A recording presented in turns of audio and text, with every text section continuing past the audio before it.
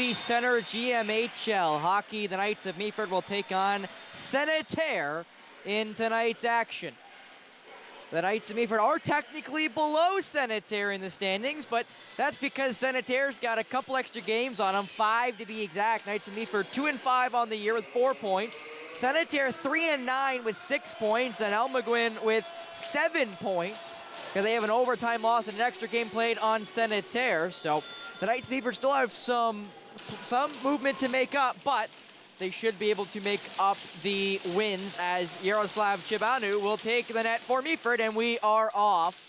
As Senneterre's also already on the penalty kill. They got a penalty for a violation during the warm-up, which now puts them down a man for 2 minutes or less to start off this contest. So we'll see if Meaford can start hot with that. Alessandro Sapino gets that one steered on target. Puck still loose. NG Christensen tried to give it up to Siebert, couldn't. Sapino with a check, and that puck is cleared out. Kalen Draper now with possession.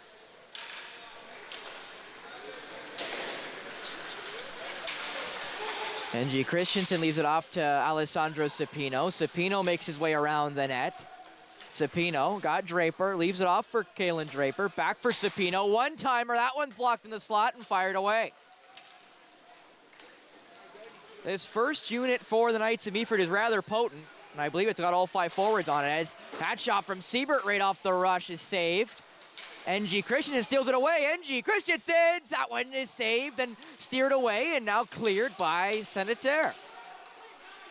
I will mention Senneterre is in Quebec, so lots of French pronunciations. I contacted a good friend of mine in Quebec to try to get some pronunciations as close as I could, so do pardon my French if I do butcher one or two, but I'm going to do my absolute best to not here tonight, as Senneterre takes that one away with about 30 seconds left here on the minor. And the second unit for the Knights of Meaford out. That shot deflected into the netting, and those was going to go and force the faceoff to the right of Yaroslav Chibanu. And in net for Senneterre is Samuel Fortier. So Fortier will get another chance to go in. He's been the main starter for this Senneterre team. But as you can see there, 8 goals against on average is not particularly good, but an .850 with that 8 goals against average is actually rather respectable. As now the Knights of Meaford will break it out of their own zone. Jonas dumps it through. It goes right off the backboards. Tanner Waito, I thought, was going to retrieve it. It actually ends up getting to Gibbons first. Gibbons has possession now. Around the net he's going to go. That guy about to come out of the box. Gibbons shot. That one saved. Nobody home for Meaford. That puck clears itself, and that will be the end of the initial minor. So for the first time tonight, we're going to 5-on-5. And now it's Luciano Sapino. Centering pass. That puck goes wayward. Waito now with possession, trying to get it across there to Gibson. Gibson centers it. That puck tip doesn't end up getting there to Haller Brady. Haller Brady takes that shot. Glove there by Fortier. Had an angle there, did Aiden Haller Brady, but good save there by the netminder for Senneterre, and forces a face-off to his left.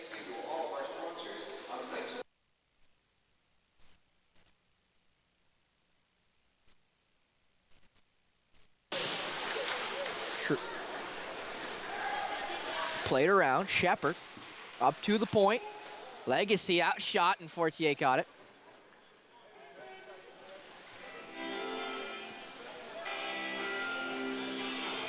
So we'll have a little redo.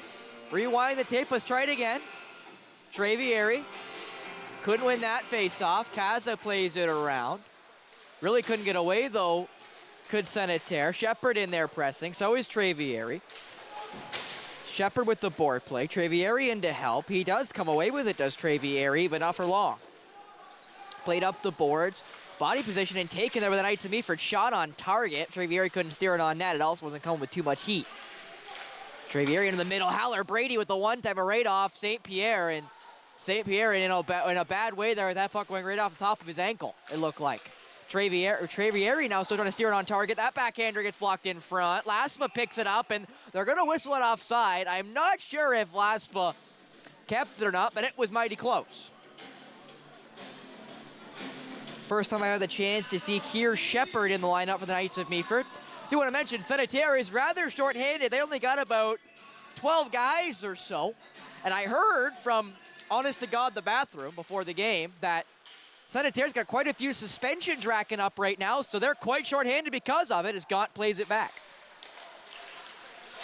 Big hit there by Siebert.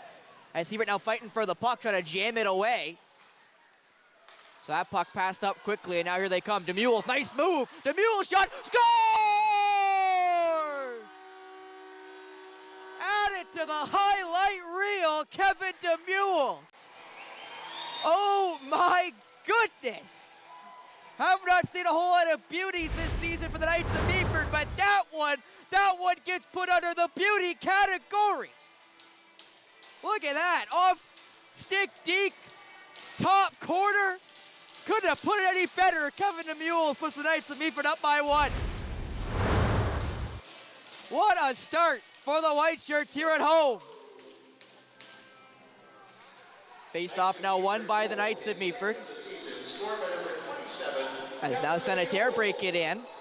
NG Christensen will retrieve it. He'll play it all the way around. Nobody home, though, for the Knights of Meaford, so Senneterre has possession. They lose it. That's Briere, and now Kalen Draper with a chance to skate. Draper, pass across, scores!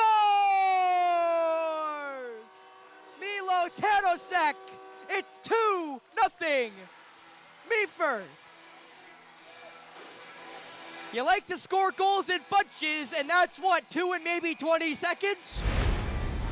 Timeout taken by Senneterre, but Kalen Draper looking shot all the way, had Milos Hanosek, and he had almost the entire net to work with, and Milos is going to make no mistake on that one. He's one of the best goal scorers on the Knights of Meaford, but Senneterre now quickly take a timeout in this first period, trying to recollect themselves after they shipped 2 quick ones here in this period.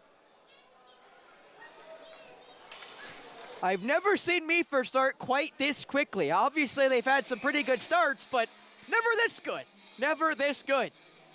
With the win here, might I add, they will leapfrog Senneterre in the standings. Timeout is over. We'll go right back to the draw.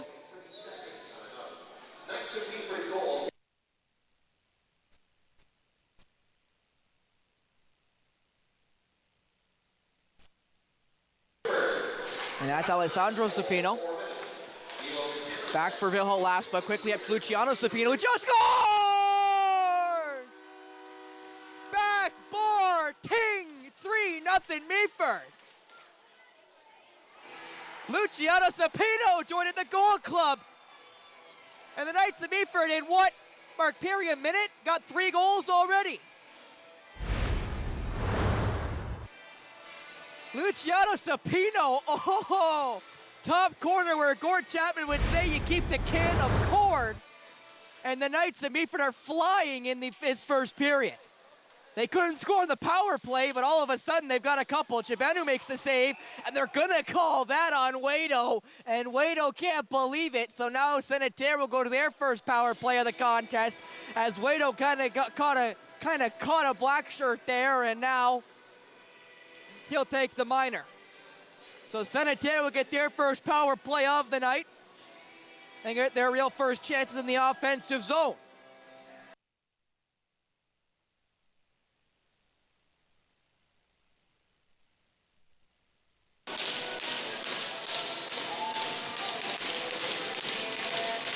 Face-off won there by DeMules. Fired forward. Kevin DeMules picks it up. He'll play it back, and the Knights of Meaford will, smartly might I add, chew up some of this penalty. That puck fired through the middle by Vilho Laspa, and now Trevieri will go play it. Trevieri just over-skidded it, as did the defenseman, so lucky there for the Blackshirts. Kaza plays it all the way around. That played in and caught by Chibanu. And these are the type of games where Yaroslav Chibanu's got to stay sharp, because he's not going to get a whole lot of work tonight, you'd think. And even if he does, it'll be in spurts. So he's got to stay sharp here against this Senneterre team. Face-off won by the Knights of Meaford and play it around. Briere through the middle. Nice move.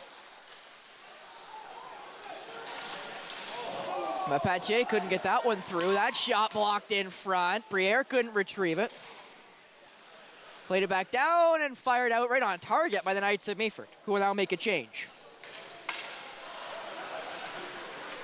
I do want to mention that is Hannah Sek's 6th goal of the season when he scored the number 2 goal in this period, which now has been kind of nullified here with this Miners. That puck shot right on target, and it's going to be iced there by the netminder, Fortier, who obviously just wanted to get a face-off. Referees wanted him to play it, but he swallowed it and said, no, thank you, I want my face-off.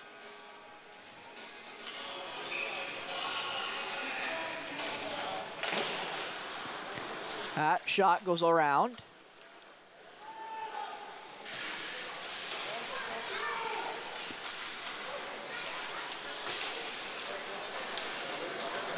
As St. Pierre now. That shot blocked in front. And dumped again by the Knights of Meaford, who now only have about 20 seconds to kill. And guess what? They're going to be the first one to this puck. That puck got shot kind of on target there by Ethan Dole. But now the other way will go Senneterre. Jolet puts that one around. Legacy takes it away. Legacy will dump it, and that should be about the rest of this minor here, as the penalty is about to expire to Waito, and it does. So 0 for 1 on the power play now are Senneterre, while 0 and 1 on the power play are the Knights of Meaford. So that one played back. Now NG Christensen trying to get around a couple, not really able to. It's just jumped out. Tried to be played back there as they're going to whistle that down for offside. I think they're going to call that intentional offside, so it's going to be forced all the way down to the Knights of Meaford end.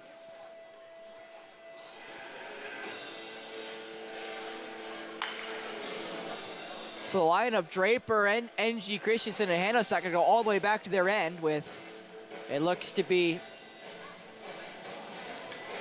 Sarin and Gibson as their defensive pairing. One back by Senneterre. Played all the way around. As NG Christensen plays it up and out.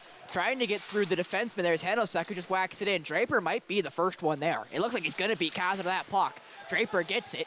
NG Christensen trying to fight his way through. NG Christensen going to play it back to Kalen Draper. Skips through his stick. Sarin goes to retrieve it. Sarin plays it around. Draper's there. Draper tries to put it back into the corner for himself. Plays it up to the point for NG Christensen. That shot tipped by Hanosek, and it goes high and wide. Gibson tips it back into the corner. NG Christensen now with possession. Forced away from the corner. NG Christensen tried to center it for Draper, but Draper had already kind of made his cut and couldn't get back.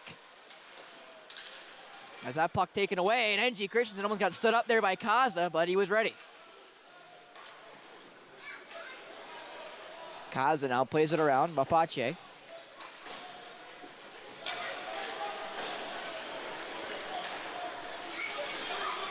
That one played again around.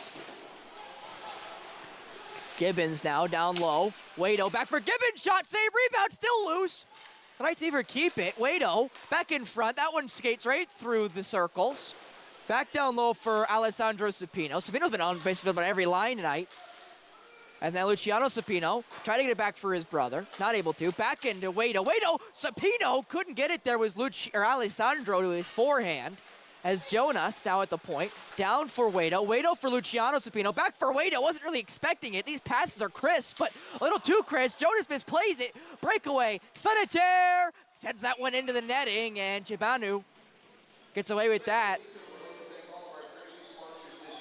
As Olivier Joly couldn't get that one on target.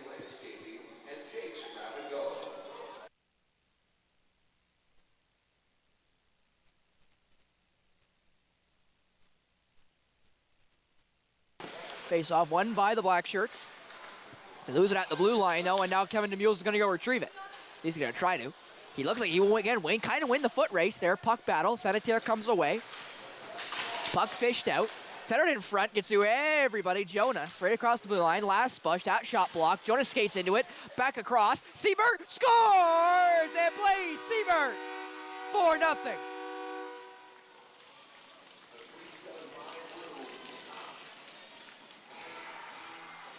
Blaze Siebert makes it 4, and At this point, it's not going to be a question.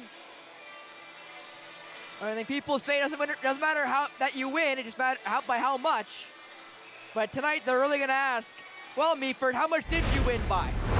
Because with 4 goals, not even 9 minutes into this one, or just about 9 minutes into this first period, this score could get even more lopsided in this first period, let alone the rest of this game, with about 50 minutes of hockey still to play here in Meaford. Tied up in the corner.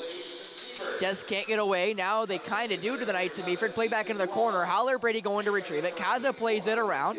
Croteau trying to get a hold of it. Skips through him, and now away will go Senneterre.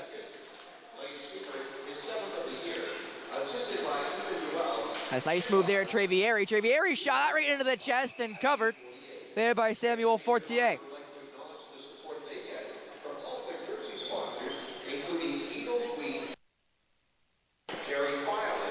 So face off now to the left of Fortier.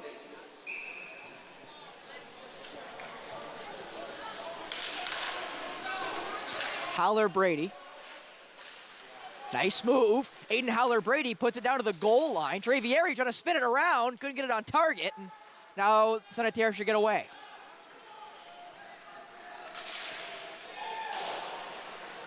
Makamu St. Arnaud couldn't get that puck on target. Blocked down there by Trevieri.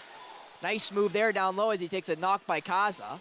That puck in by Shepard. Trevieri shot, puck still blocked. Puck still in the mixer. Blocked again. Trevieri off the crossbar. And it's cleared away by Senneterre. And now Jolie going after it. Can't get a hold of it. Croteau now through the neutral zone. Tipped in by Shepard. Trevieri going to take it away. Schwack back to Shepard. Shepard just taking it to the corner there. Nice pass in front. Couldn't get to Handelsek. Croteau's going to walk into it. That blocked there by St. Pierre. He's been in the way of a lot of pucks here tonight already. Played up and out, and now Gaunt's got to go get it after starting flat-footed. Looks like Gaunt will win the foot race but can he get the puck away? Yes, he can. That puck cleared up and not out yet. Now it is Niels Handelsek. It's the line of Draper, NG Christensen, and Handelsek. Shot, save, rebound, scores! Oh, no, and there's going to be a little shoving match there after the goal. NG Christensen, I think, got the last whack on it, so that's his first of the night. And now it's 5-0 after 10, and they're going to send them both. NG Christensen scores the goal and then gets a penalty. All I'm seeing on replay is Draper leads the Congo line. As you see there, Handelsek dances his way in, takes the shot, and I'm not sure who got the last walk on that. If it was Draper, if it was NG Christensen. I guess I'll have to wait here for Fred Wallace's deciding opinion, as now both teams look to be getting offsetting minors here between NG Christensen, and I'm not exactly sure which Senneterre forward or defenseman got a hold of NG Christensen as he skated through.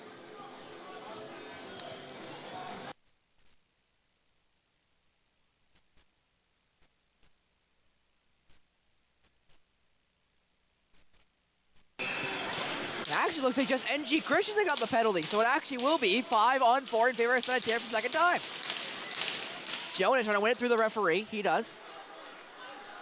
And now Matas Jonas will fend himself back. And again, on the penalty kill right now are the Knights of Meaford for, I think, roughing would be the call against NG Christensen. Shibanu stops it.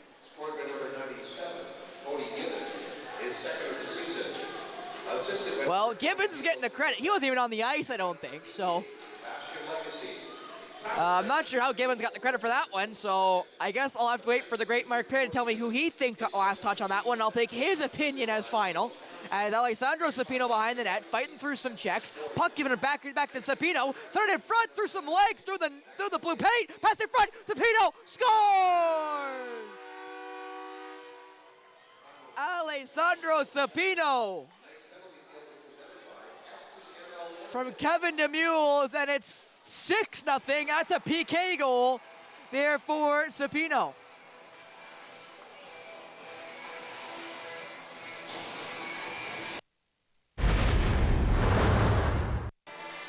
Nice pass there by DeMules, and Sapino settled the puck on his stick and fired. Making sure or he didn't just try to get it away too quick. Face-off won by Senneterre, taken away by the Knights of Meaford. Briere dumps it in. Chibanu plays it around. Bemu couldn't get that one through, and now back will go the Knights of Meaford. Jonas played up, and that's going to get right through Travieri, who was lurking there at the blue line. And going to be covered now there by the netminder is Samuel Fortier.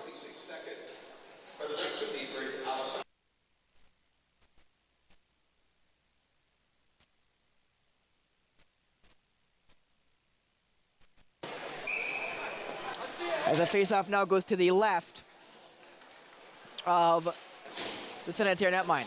Faceoff won by Senneterre, but played back in by Legacy. Travieri trying to get away.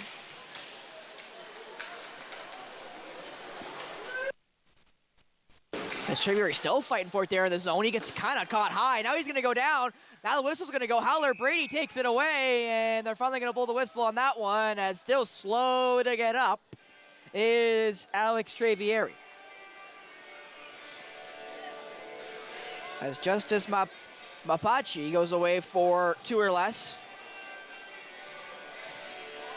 As the NG Christensen's minor's off the board. I'm not exactly sure what's going on there, but regardless.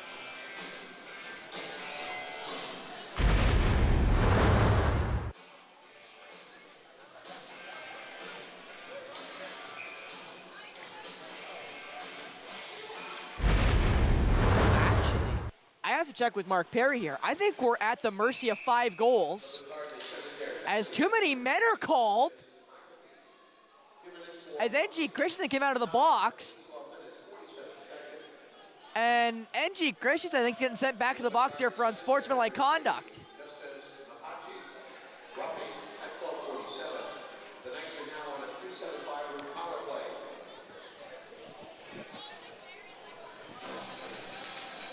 As now we're trying to figure out here what's going on. As NG Christensen, Govin's now going to the box.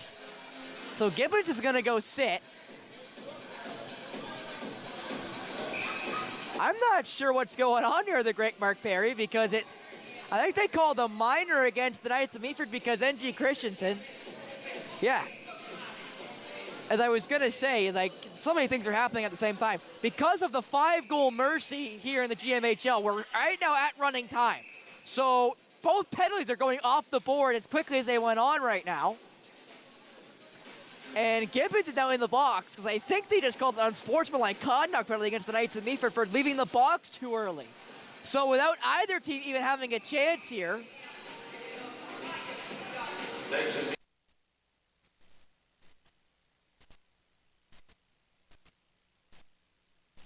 And now here we go. So 4-on-4 after about a minute and a half wasted of this power, or 4-on-4. We'll get this face-off finally done. It's won by Senneterre. Played into the corner, taken now by Alessandro Supino. Supino breaks it in with some speed. Alessandro round 1, round 2, lost possession, gets it back. Centered back, just kept in, never mind. Vilho last, but just couldn't keep that one in play.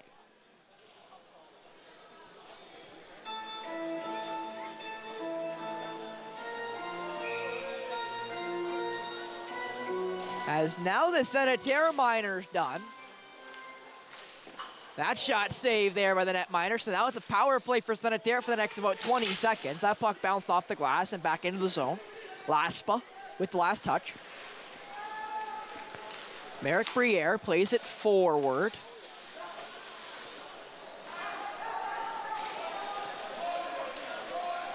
Now behind the net goes Matis Jonas. Jonas will now skate away, and Cleveland should be coming out now, and he does. So now back to 5-on-5 we go with, again, run time because of the 5-goal mercy. Jonas, on a pass across, scores!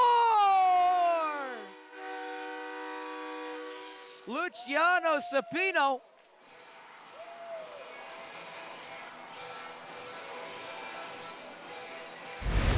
Makes it his second goal, and 7-0 for the Knights of Meaford.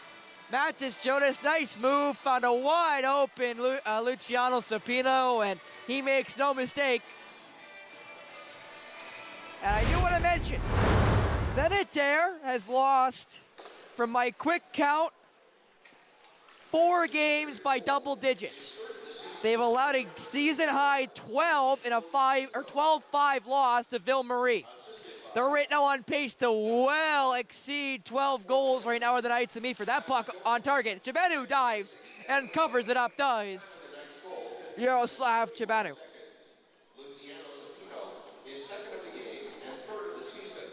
And there you see there the North Division standings. Meaford again behind Senneterre and Almaguin, but with that being said, Meaford still got a lot of games to make up on both of those teams, including West Nipissing, who aren't that far away if you think about it, with some of these games against Senneterre and Almaguin still standing. That shot steered away. And while they played against the Rattlers, that shot saved there by Chibanu. Malek St. Pierre with that shot.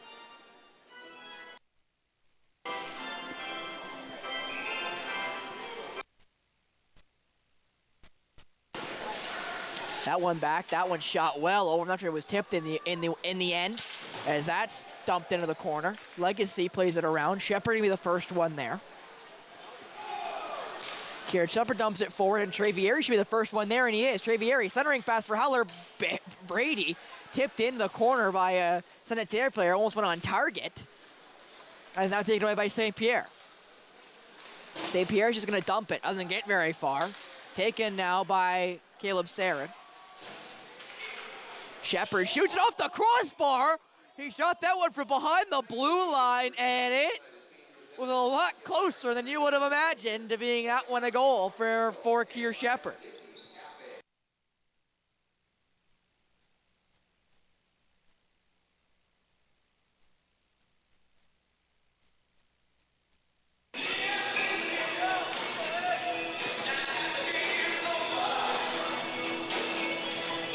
Face-off won by Draper. Trying to get away now where Senneterre in their own zone. They flip it up, and they do. We were with about a minute 30 left in this game. So again, 5-goal mercy, meaning the time will now not stop until either the game is over / period is over, or Senneterre can bring the lead back deficit within, I should say, 5 goals or less. As Draper, nice move by Kalen Draper. That one dumped back in, though, by Mapachi.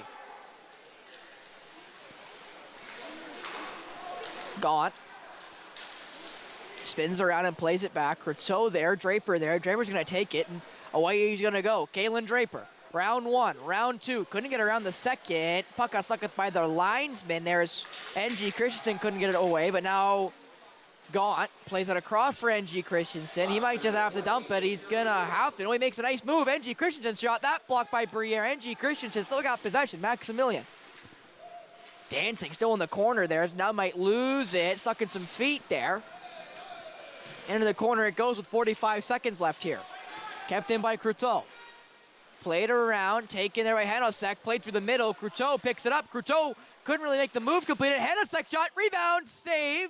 Another save. Puck still loose. The net was blown there for the net coming off. Actually, no whistle was blown. Everyone just stopped playing. That shot blocked in front. That shot also blocked in front. Senneterre should get away now.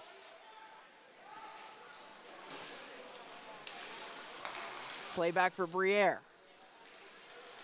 And that's a collision there of Senneterre. Right at the blue line. As now dump right back in go the Knights of Meaford. DeMule centering pass. Couldn't get it there to Dole. Played to the neutral zone. Jolie gets it stuck in some snow and just dumps it in. And Shibanu will retrieve it. As after one period of play here in Meaford, it's 7-0 Knights. Now before I go for the intermission, let's go down some score lines here for the Knights of Meaford. So they lost game 1 in Bradford against the Rattlers 7-0. They then beat Almaguin in Almaguin 5-4. They then lost to Almaguin here in Meaford 4-3. They lost to West Nipissing 7-3 here in Meaford. They then beat the Bradford Bulls 4-3 here in Meaford. Then lost the Bradford Rattlers in the first game of a home-and-home here in Meaford 2-1. Then lost to the Rattlers in Bradford 5-2. They're now here against Senneterre for the first time this season. They still got quite a few matchups against Senneterre. And they're already up 7-0. So this is already well above what they've averaged goals for per game. And we'll see how many more they can tack on here. We'll be right back with the second period here at the Meaford and St. Vincent Community Center and GMHL Hockey on Rogers TV.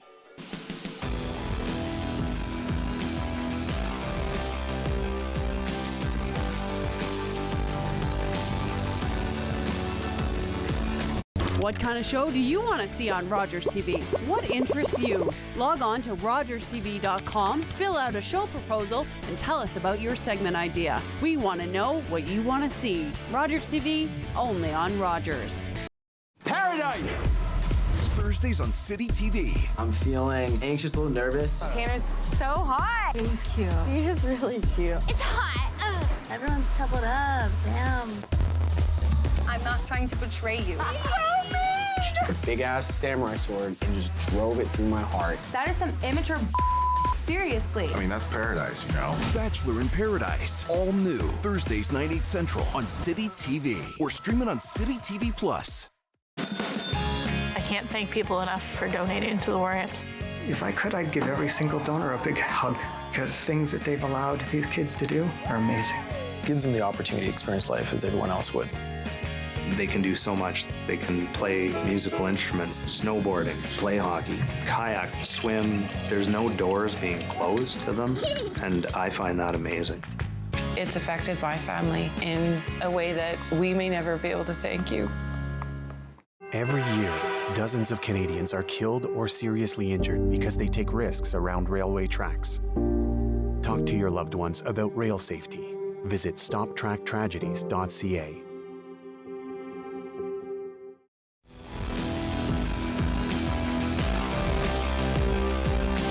Welcome back, Meaford St. Vincent Community Center here in Midwest Ontario. Knights of Meaford up 7-0 on Senneterre here for some GMHL hockey. Now let's go through some goal scores. I got 7 of them, I think. Make sure I count this. So Alessandro Sapino on the penalty kill. Milo Sanosek, Kevin DeMules, Luciano Sapino with 2. Blaise Siebert and Maximilian N.G. Christensen. Those are your 6 goal scorers of the 7 goals scored in the first period. To mention going into this second period, it will be run time, meaning the clock will not stop. Or during a goal or a penalty or a reffing conference, the clock will continue to run. Because of the mercy rule here in the GMHL being 5 goals or more if you're leading, it'll turn into run time. Right now, of course, 7 goals, so unless Senneterre can bring it back within 5, it'll stay running time from here on out. DeMules puts that one wide off the face-off. Siebert couldn't take that one away, and now Senneterre should get away. Sort of. As Jonas takes it away, and ooh, kind of got caught up there was Jolie, and now Kevin DeMules. DeMules for Dole, I thought. No, he takes the shot, and a good save there by Fortier. I should mention here that Senneterre doesn't even have a backup goalie here tonight, so poor Samuel Fortier is going to be here for the long haul regardless of the outcome. As that face-off won by kinda Draper, but he ended up making his way all the way around after he pushed it forward. Taken now by Senneterre, played up and out, and here they come. Got taken away though by N.G. Christensen. Milos Hanosek. N.G. Christensen. Nice move. N.G. couldn't get that one on target. Bouncing around now and taken away there by Senneterre. Tried to get around Draper. Was not able to. Was Mukamu saying Arno. Legacy now. Plays it through the neutral zone for Hanosek. Hanosek, nice move. Fired it somehow in the phone booth. But a good save there by Fortier. N.G. Christensen shot. That one goes high. No one there on the points. That puck's going to scoot all the way down to the Meaford end. Croteau there to pick it up. Michel Croteau through the neutral zone. Misses everybody. And that's an icing against the Knights of Meaford.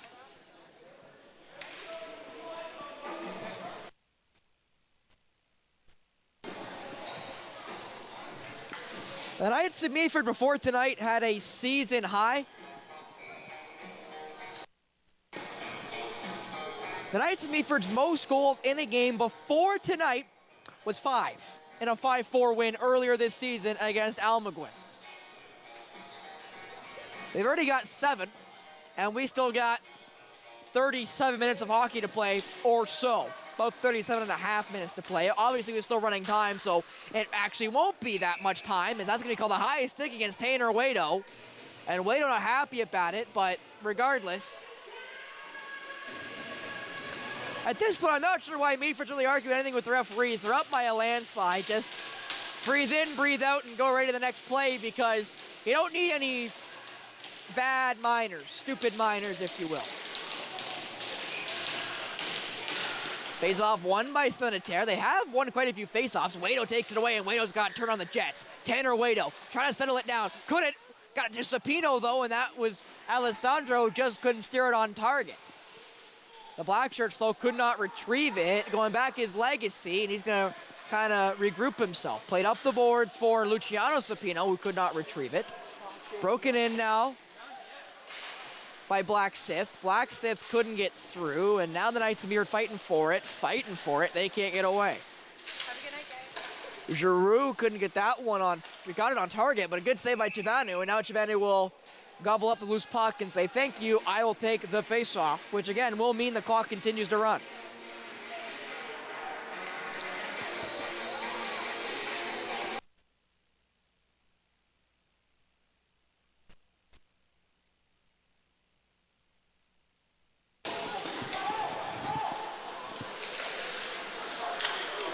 Gaunt plays it around, doesn't really get very far. Play back into the corner, and Gaunt now should take it away. Kinda does. He played all the way around. Keir Shepard lets it go. Nice move there, and now it's Trevieri and Holler Brady. Trevieri, Holler Brady! Good save there by Fortier. Play back that shot, saved by Fortier. No, it's not! It sneaks through! And Keir Shepard with his first goal for the Knights of Meaford.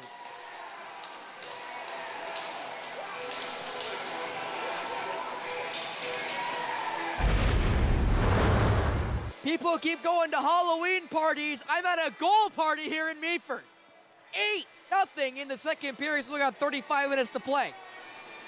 As you saw there, Keir Shepard just found a way to get that puck through.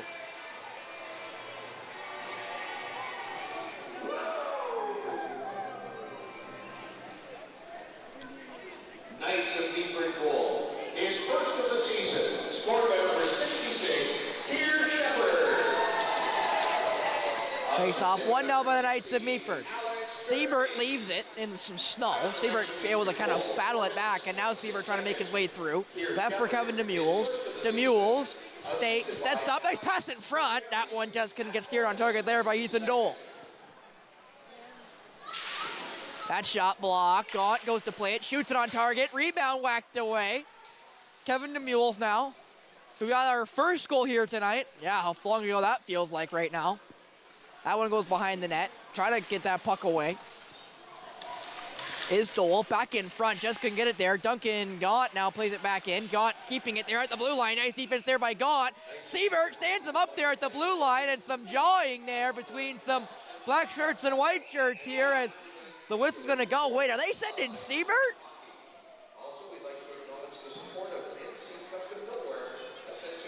They're gonna send Blaze Siebert for a minor.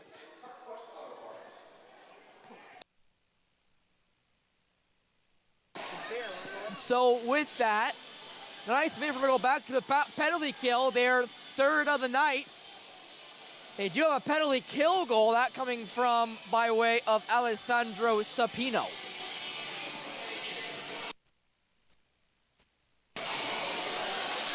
Nice poke away there by Laspa. Briere going back. Briere's looking at Haslow by Vilhall Laspa. Laspa couldn't steal it away, but was on him. Real good. That puck fired down low. It's going to be, I believe, offside called there against Senneterre. So we'll have a face-off just outside the Meaford end here.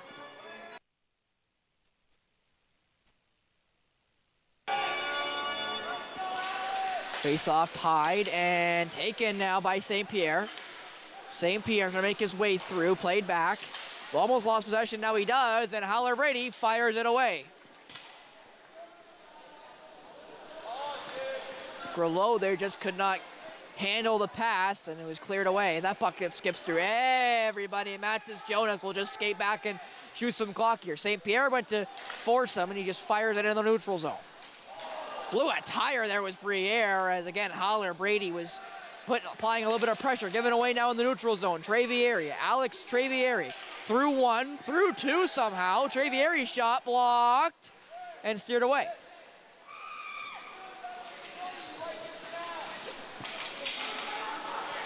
Trevieri takes it away again.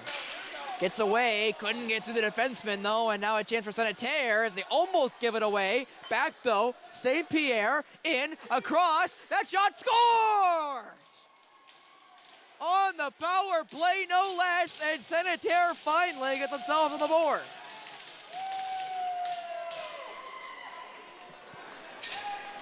Olivier St. Arnaud with an absolute beauty. There is the end of the power play.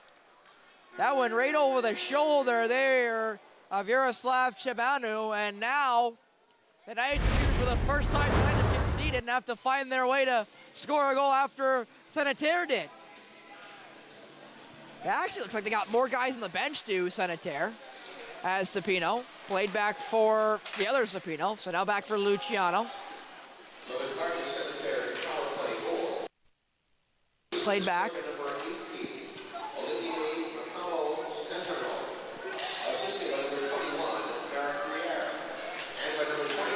Sapino, that's Alessandro, making his way through neutral zone. Sapino breaks his way in, back up to the point. Croteau fires that one a mile high, but kept in. Just not for much longer though.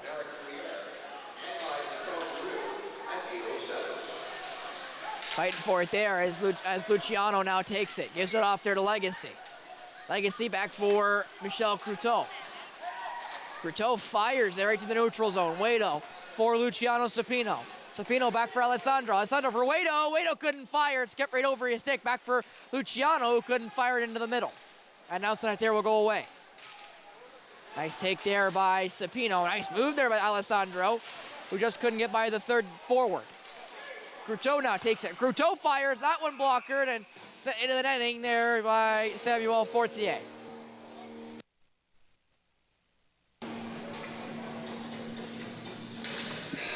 Halfway through this contest, 8-1 for the Knights of Meaford.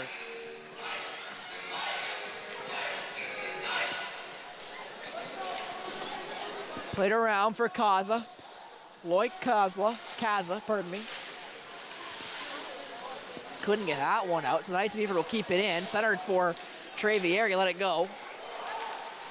Trevieri there, and that's going to be a penalty against the Knights of Meaford, and Alex Trevieri can't believe it.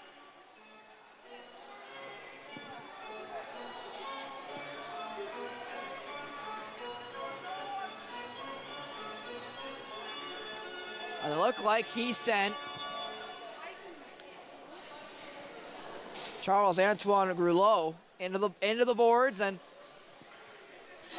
Grelot went in an awkward angle, so it'll be a minor against Alex Trevieri, who is a penalty killer.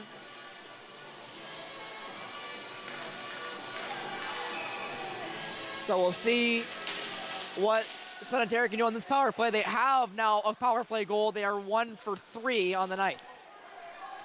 Dumped. Gotta be played now, and it is by Fortier. Blocked there by Laspa. Demules plays it back. Skips to the stick though of Jonas, and now's got to retreat. Fans the pass again. Fighting there with St. Pierre. Centering pass gets through again, but now Laspa will take it away, and finally a sturdy stick will find its way to the puck. Demules back. Jonas fired forward. Take it in now to Dole. Dole couldn't get through. Dole now will. Shot on one knee. Gets that one on target, but good save there by the netminder Fortier.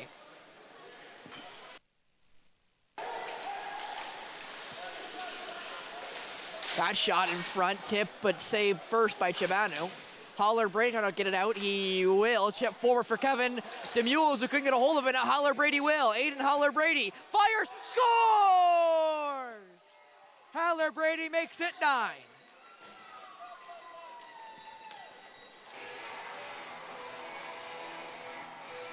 That's Aiden Holler Brady's first goal of the season, and it's now 9-1. Turning into more of a lacrosse score than a hockey score at this point.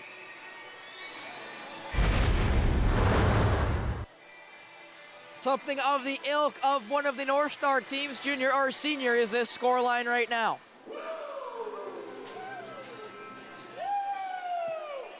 As they're actually sending a player off the ice for Senneterre. Lloyd Kaza just got sent to the dressing room. I'm not sure if he's been ejected or not, but regardless, he's going for an early shower, it looks like, as played back now by the Knights of Meaford. Keir Shepherd plays it around. Getting around the check there is Holler Brady. Holler Brady in for Alex Travieri. Travieri shot, that one caught and covered there by Samuel Fortier. And it is actually a shorty fair for Aiden Holler Brady. That's his first of the season.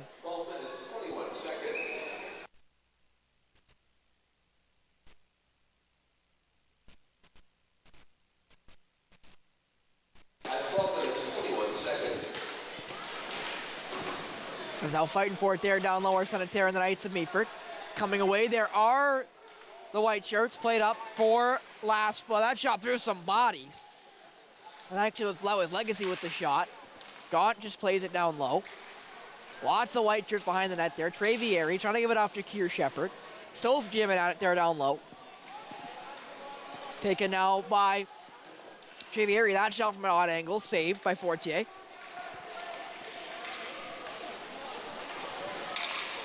That's Holler Brady. Can't give it off there to, oh, what a pass there. Alex Travieri just couldn't get that one through.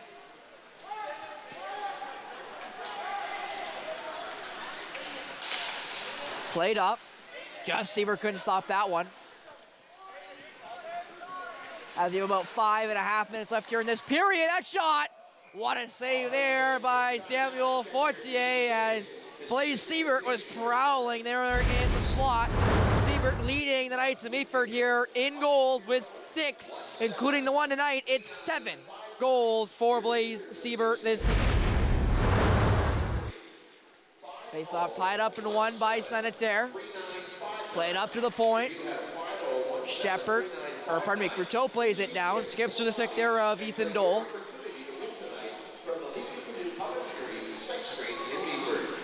As now trying to get away. Dole, that shot save, rebound to Mules, rebound puck still loose, taken out by the black shirts, and they should be able to get it out. They don't. Caleb Sarin plays it right back in. Played all the way back behind the net there by Dole.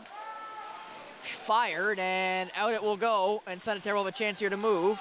That puck through some legs. Blocked by Sarin, and now it's going to go into the corner. Caleb Sarin leaves it for Kalen Draper. That shot, saved there by Chibanu. That puck did some magical things there in the air, almost like a knuckle puck. As Croteau there, gonna get whistled, and Croteau can't believe it.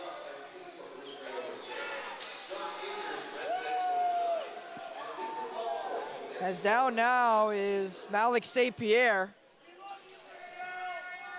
As Michel Croteau on the seat. As Croteau tried to play it forward, and you see right there, not exactly what the call is there. As the clock is still moving. So I guess I have to wait here for Fred Wallace to give me the inside holding? I'm gonna need to wait for Fred Wallace to tell me what that signal meant. If it meant what I think it did, I'm a little, oh my goodness, it's a 5-minute major. Okay, so that puck dumped in by the Knights of Meaford.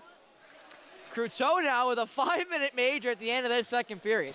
So that will be served all of the second period and some of the third period there by Michel Cruteau. I thought it was just a 2, so I'm still waiting for Fred Wallace to give me the insider scoop on what exactly just happened. As now away looks to go Luciano Cepino. Cepino breaks in. Cepino just getting into the forehand. And now it's going to be a power play for or a penalty to Senneterre. It's 5 minutes for cross-checking.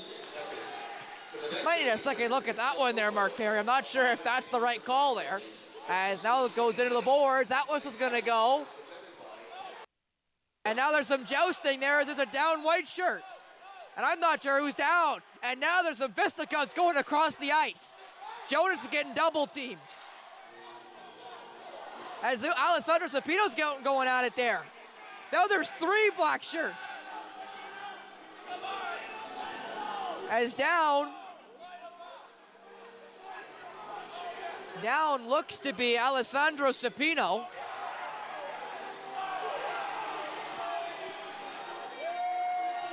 I think the rest, I can't tell if that's the Meaford guys or the Senneterre guys yelling to my right, but there's a bunch of hockey players yelling to my right. Not sure what color they're from, but I know they're yelling for sure, even through the headset. And Cepino is now up on his feet. The goalie whacks his stick towards Laspa. As Cepino is still slowly skating off. Again, the clock is still running, so the period's probably over at this point with 1.5 minutes left as the clock is continuing to roll. Cepino's going to skate off the ice here. Back comes Kaza. So obviously he was just a malfunction of the equipment. As Fred Wallace, again with the great music choices, playing Why Can't We Be Friends?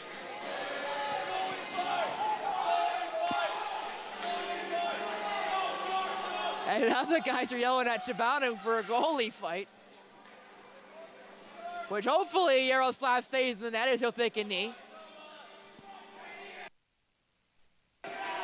There's now 1-1 in the box. The clock has stopped at 1:06 left here in the second period.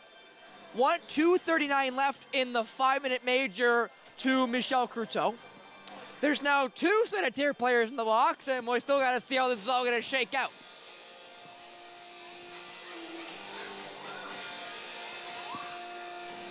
As we take a look at the scoring leaders here. So again, you see North York leading the way still, but West Nipissing, number 2, number 3, Temiskaming, number 3, number 4. One of the Senneterre players not playing tonight, Jordan Paul, they're at number 6. Ville-Marie's got 7, 8, and 10, and Temiskaming's got back at 9.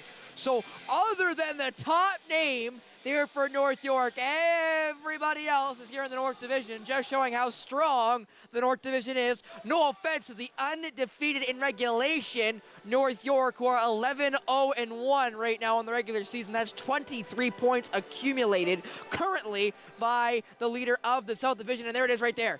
North York, 11 wins, no losses, and 1 overtime loss, putting them top of the South Division. Durham just behind them, who will, I believe, be coming here to the Knights, to the Meaford Entertainment Community Center. The Bradford Bulls, who lost the Knights of Meaford earlier this season here in Meaford. Tottenham, St. George, Niagara, Northumberland, who also comes here to Meaford, if I'm not mistaken. Looking quickly at the Meaford schedule, as I will quickly scan it. So Durham does come here.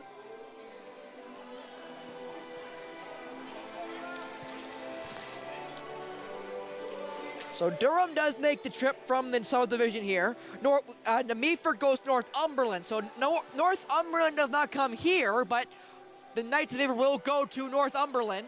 As Chibanu trying to get that puck up on his stick like a lacrosse move, couldn't, and will hand the puck to the linesman.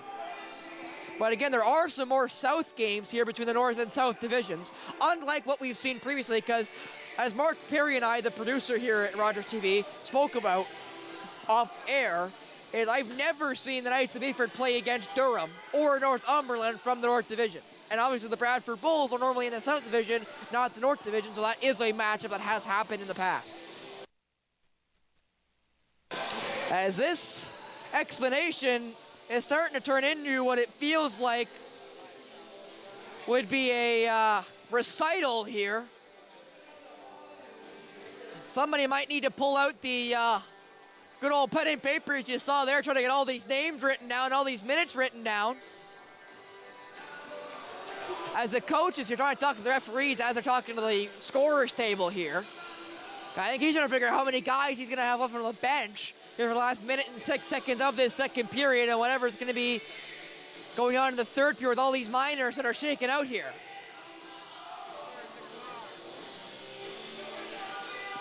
So, Croteau is still in the box, it looks like, talking to the bench of the Knights of Meaford. I can't even really tell who's in the box right now for the black shirts.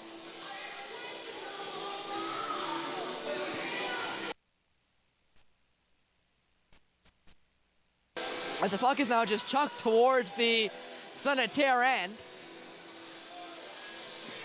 As now a 2 goes up for Senneterre. A 5 goes up for Senneterre. So it'll be, if I'm not mistaken, 4-on-3 for the rest of this second period, unless the Knights of Meaford can score. Then it'll go to 4-on-4 for whatever is left of the 5-minute majors, firstly coming off Michel Croteau. And now both coaches are getting spoken to here from the referee.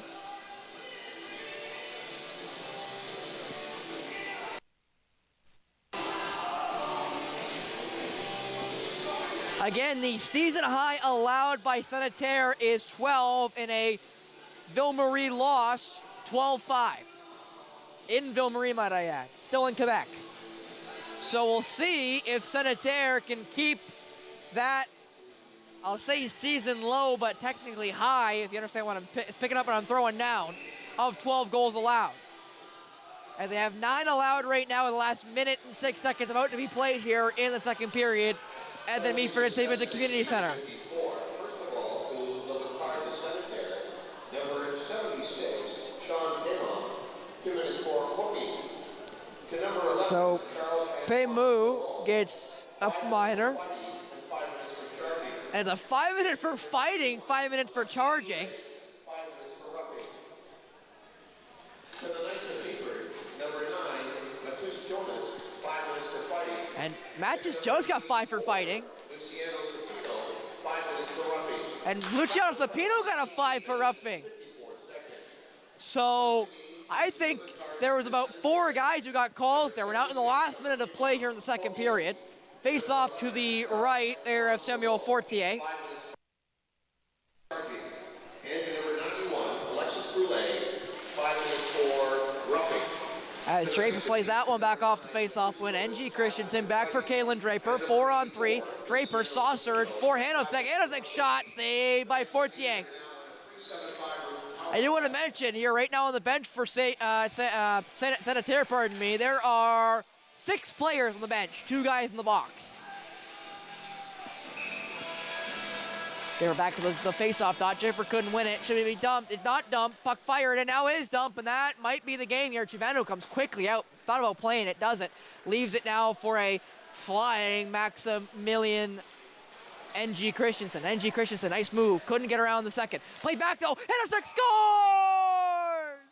And before time can expire, Milos Hanosek with his second of the night, his 7th of the season, makes it 10-1 going into the third and final period.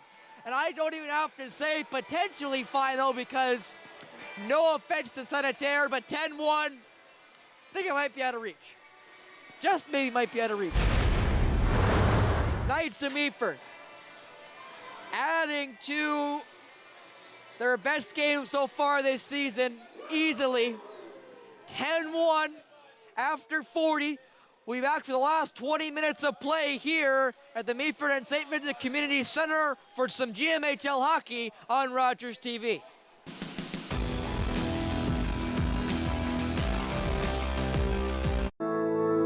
My Uncle Cheney was one of over 150,000 Indigenous children that were taken to residential schools between the 1800s and 1996.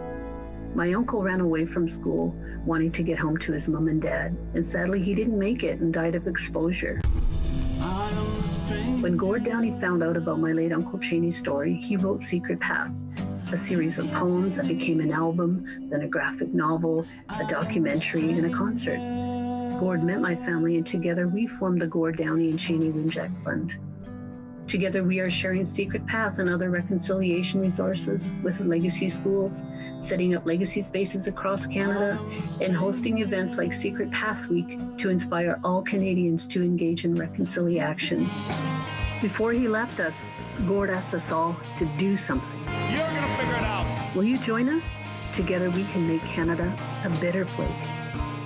Game TV's Watch and Win contest is back with over $75,000 in cash prizes. Tune in to Jeopardy weeknights at 8:30.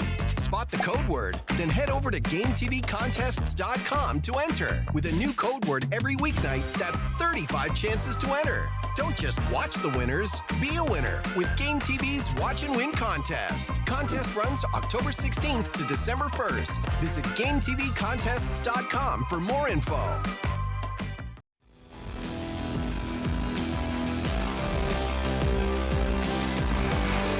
Welcome back. Last 20 minutes here at the St. Vincent and Meaford Community Center. GMHL hockey, the Knights of Meaford, as you can see, up 10-1 on Senneterre. I don't think I've said my name yet, Mark Perry. How can I keep forgetting that? Spencer Byers bringing you along this rather interesting end of this hockey game we're going to get. It'll be 4-on-4 for 1 minute and 33 seconds. And then a power play going to Meaford off the 5-minute major to Michel Cruteau, and another 5-minute major that went to Senneterre. I'm not even sure technically who got that one. We'll mention again, running clock at this point in the game because of the differential being more than the Mercy, which is 5 goals. As wait, they're sending Sapino to the penalty box, so they gotta send another guy to the ice here to the Knights of Meaford. And they do send a 4th guy, and here we go again. Face-off 1, and Legacy will go back. Legacy for Duncan God, who plays it back.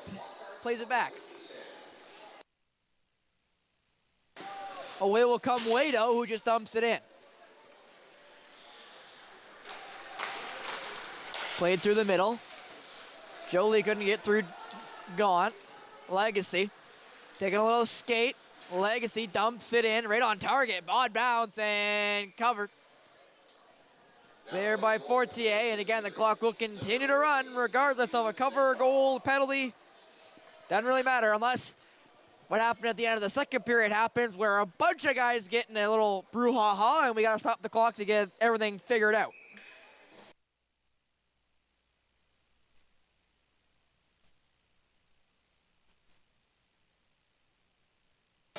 Almost centered there by Draper for Wado.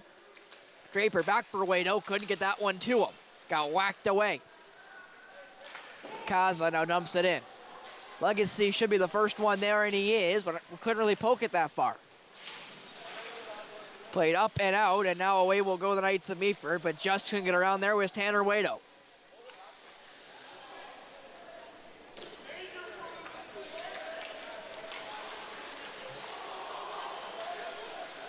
It's now St. Pierre.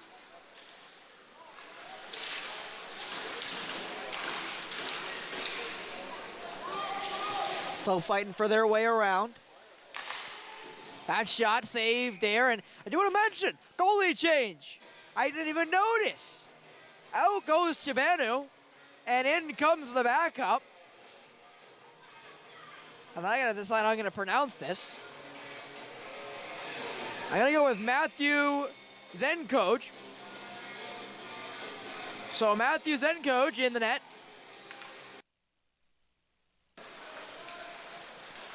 As Laspa. Off for, actually Laspa now up for Siebert. Siebert's gonna break it over. Back to 5-on-4 we are. In through the middle, that one couldn't get fired away, and now it's fired all the way back down as, ooh, awkward bounce there. Now Sarin plays it forward. Away is going to go Dole. Dole trying to make his way around. Siebert, that shot right into the shoulder, and it's caught and covered there by Samuel Fortier.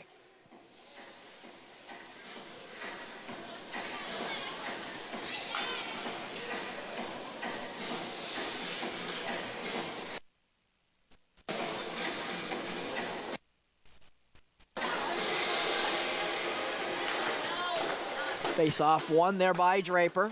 Around the net it's gonna go. NG Christensen centering for Draper. Draper almost left it there for Legacy, but now he'll skate it around. Leaving it for NG Christensen. Christensen, nice move. Christensen couldn't fire, and there's gonna be another minor going against the Senneterre as they will get a triple minor there.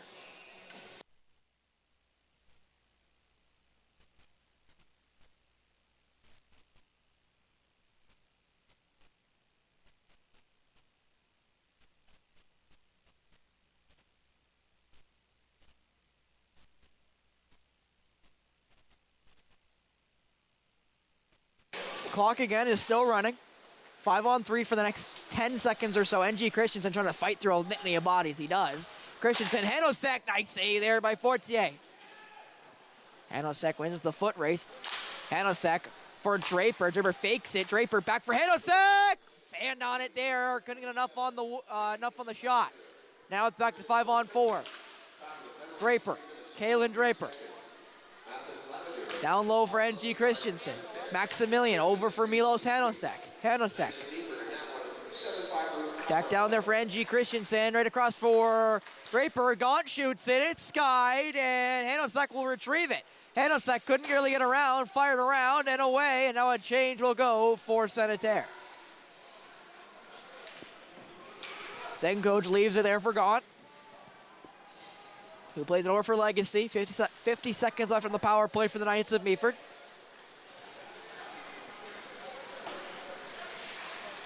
Fired through and tipped in there by Waito. And it's going to be covered there by Fortier to get the face-off. So the Knights of Meaford will now be the 5th team to score double digits on Senneterre. They're 2 goals away from tying the most they've allowed this season at 12 in a 12-5 loss to Ville-Marie that I've mentioned quite a few times. They right now are matching a 10-2 loss to Temiskaming, a 10-1 loss to Temiskaming, and a 10-6 loss to Temiskaming. So Meaford joining a quite talented group there up top with Temiskaming and Ville-Marie, being the only two teams to score 10 or more goals on Senneterre. Still battling for it there with the white shirts. They just couldn't find a way through. Left back now, that shot blocked, and now 4 white shirts. They're basically right at the blue line. They can't get that one out though. So Senneterre have a chance, but not much of one. Howler Brady trying to get around. Couldn't. Centered in front, just couldn't get the whack away there with Mapachi. Tried to get it through St. Pierre, not able to. Whacked, and through Briere it goes, and now the puck will go all the way back to the black shirt's end. Trevieri picks the pocket. Trevieri in. That shot here, Shepard. And a great save by Samuel Fortier as some jawing now between, as Alessandro Sapino takes the extra whack. And Sapino wanted a minor but doesn't get it.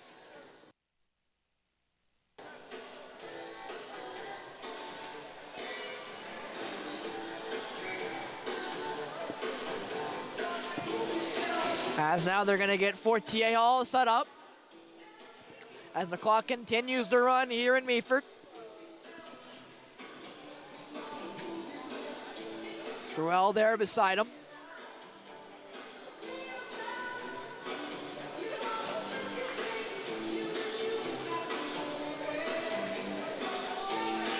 Obviously something wrong there with his neck protector, which obviously is at the utmost is player safety at this point.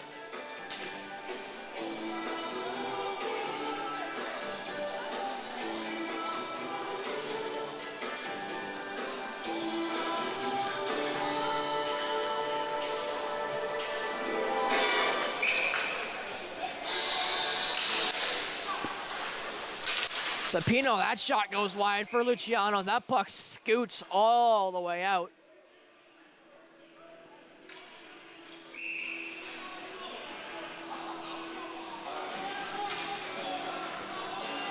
And they force the face-off outside And they're going to tee up Alessandro Cepino.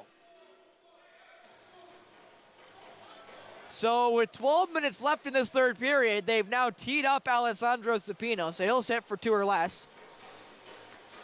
And we'll continue on here with a face-off inside the Knights of Meaford end back on the penalty kill. They've now got 2 penalty kill goals due the Knights of Meaford. That shot blocked there by Gibbons. That shot wide. Gibbons got to get up. He's very labored, though.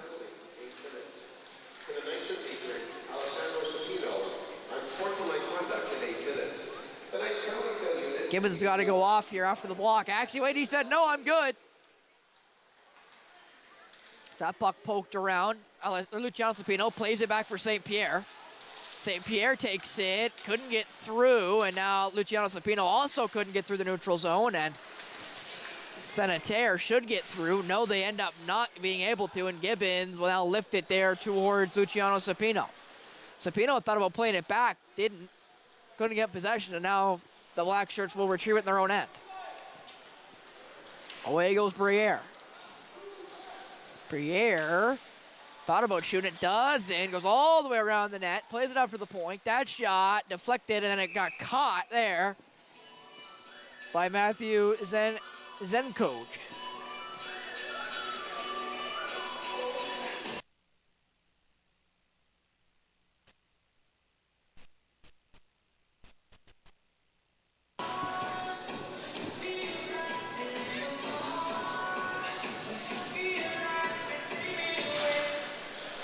Face-off won by Senneterre, but dumped by Duncan Gaunt. As Kevin DeMules went to fight for it there, forces it back, and now Croteau. Gaunt. Croteau. Fired up off the boards, right back for DeMules, who will, guess what, play it back. Trevieri. Mishandled it there for a second, back for Gaunt. Croteau. Croteau back up for DeMules, back to 5-on-5. DeMules, guess what? Plays it back again. Gaunt. Up the boards, blocked by the referee, and Trevieri will take it. Trevieri sandwich as he plays it in. Howler Brady trying to fight for it, he does. Kevin DeMules now trying to get a hold of it. DeMules not able to, and now away will go the Black Shirts. Not very far.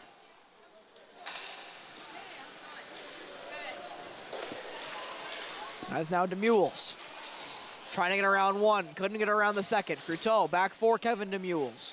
DeMules sends it right back to Croteau. Michel for Trevieri. Patterned it past in front for DeMules. Couldn't get a stick to it. It's going to go the other way. Almost blocked there by Howler Brady. He now does almost get it there. Howler Brady skip right through his stick. Brady, nice pass in front. Good save there off of the deflection by Trevieri. Fortier's really kind of closed up shop here in the second and third period with the running time. He's only allowed 3 goals since the first period.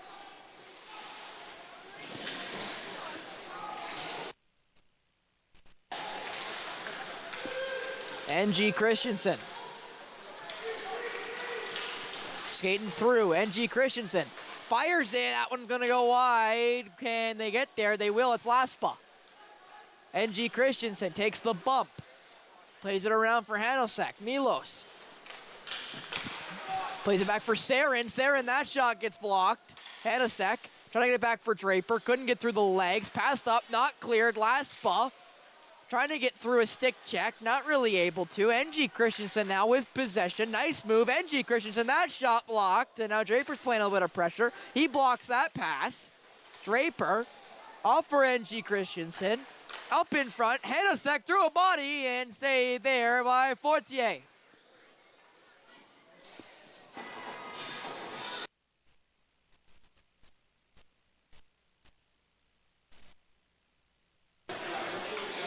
Clock continues to run here with 7.5 minutes left in this third period. 10-1 right now in favor of the Knights of Meaford. That shot down low. Waito saved. Rebound. Couldn't get it on target. There was Tanner Waito.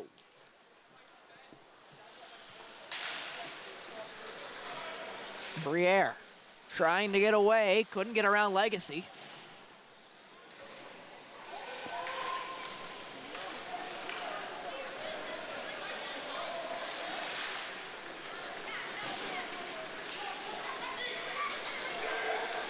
And now back come the Knights of Meaford. Waito got blocked again.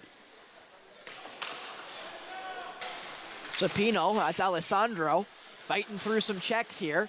Sapino trying to get a hold of it. Sapino trying to kick it away, wasn't able to, and now up for Luciano Sapino. The younger Sapino, nice move. Couldn't get through though, and now back will go gone.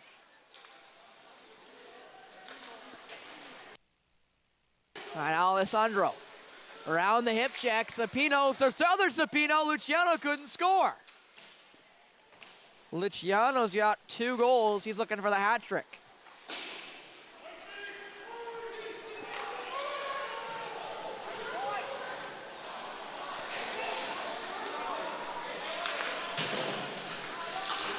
Played up now, Waito tried to tip it, not really able to. Now Waito had the chance to skid it in. Tanner Waito, that shot right into the chest of Samuel Fortier, and that, as Ruel there whacked the stick out of Waito, and Waito's gonna say some words, he skates around for his stick.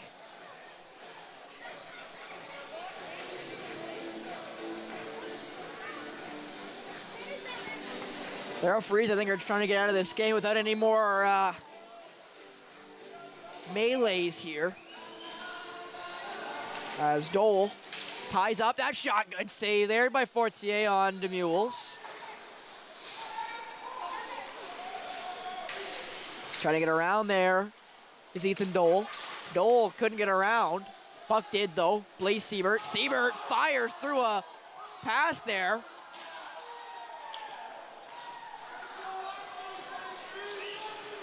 As now back go the Knights of Meaford.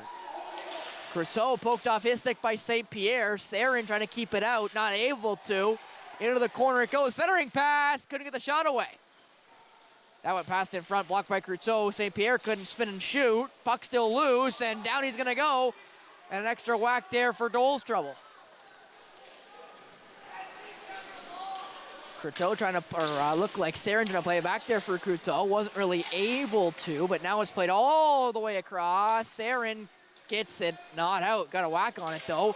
Crousseau, big hit, just missed. And now the Knights Meaford go the other way.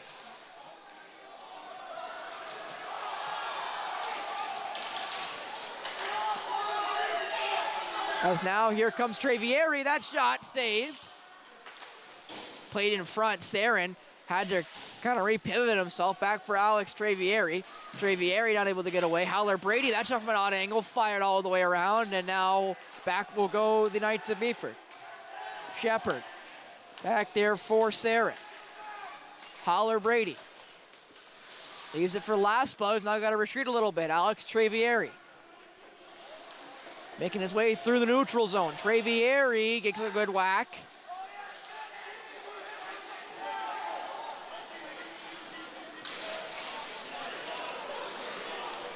As now here come the black shirts. That pass around the net, stops, Gaunt plays it back where it came, and it's gonna get out. 3.5 minutes left here in the third period. This game is all but geared up, or all but done, as Kier Shepard almost got that takeaway. Played up and out though. Blacksith blitz it forward. That one didn't go. Another shot. That one saved. And good save there. Good stout save there by Zen Coach. As now you get a chance here to look. Next Thursday, it is Durham. As Durham makes their way from the South Division all the way here to Meaford. Their little road trip. West Nipissing. Then 2 games back-to-back against Senneterre. Then back here the Thursday after next against Temiskaming at home. And then they got to go at Almaguin that Saturday. So lots of games coming up here for the Knights of Meaford the next 2 weeks or so. Luckily, though, they got 2 games against this Ferry Senneterre squad, which might have some players back from suspension, but regardless, we'll see if they can really turn the tide against this Knights of Meaford squad.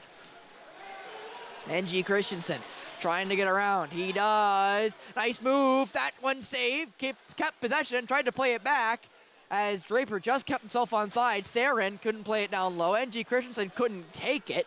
Draper will now be there as Draper plays it around there for Sarin. Caleb Sarin. Back for Kalen Draper. Draper, what a pass! Oh, Milos Hanosek just couldn't get a stick to that one. What a pass, though, by Kalen Draper. Played in by St. Pierre. Played by Zenkoj. Luciano Sapino now, skating through a litany of bodies, played back, ironically, there to Zenkoj anyway. Legacy. Got that one stuck in the referee's legs, and save there by the netminder.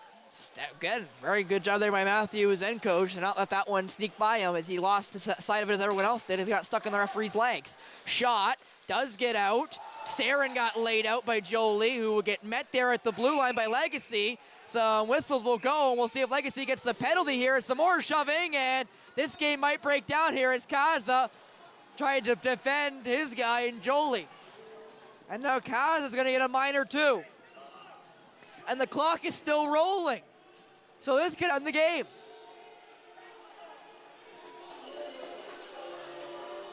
And lots of barking here between the Knights of Meaford and Saren, or Senneterre, pardon me, and the Knights of Meaford. Lots of barking, as now away is going to go Kaza, as Luciano Sapino and him have a little bit of a exchange as he goes off.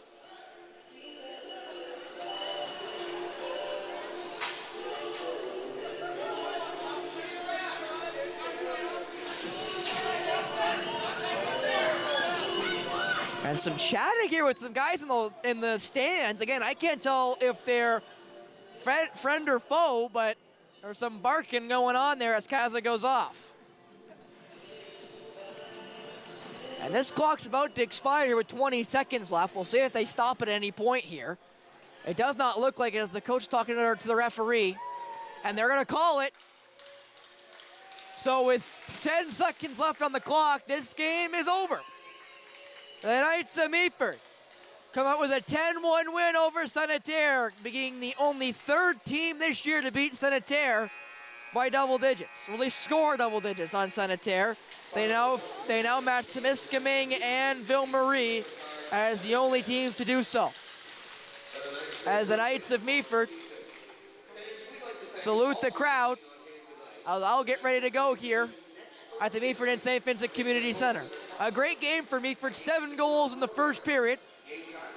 Weren't able to really capitalize after that, but running clock definitely had a factor to play, as well as some majors that were called in the end of the second period. That'll be here for us here from Meaford. For myself, Spencer Byers, and the rest of the crew here in Meaford, thank you so much for tuning in, and we'll see you next time here next Thursday on Rogers TV.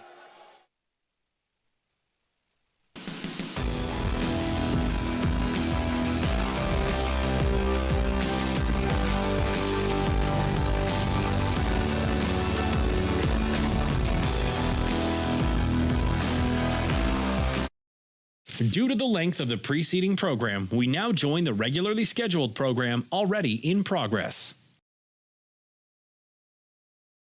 Story, and that's as far as I'm gonna go with it, right? Marco's story alone hooked me. I thought this is incredible. This is where I wanted them to I wanted Insomniac to focus on the side stories and stop with all the filler. If you want to make me go do things, make me do things like that actually matter, instead of having to go do another car chase. The Marco story, there's other storylines that are in there too. It kind of feels like they're setting you up for this RPG element, right? Because you have to grind out all these things in order to get your hero tokens, this, that, and the other, to get your skill tree up. Perfect, that's cool. Make me do it through a side quest that actually matters. And they didn't do that through a lot of the game, and that's what pulls me back. Man, I've had a ton of fun. I think graphically, amazing. Voice acting, cool. I like MJ. Dude, I really like MJ's character. I thought she was a lot better than the first game. I'm still stuck on Peter, man.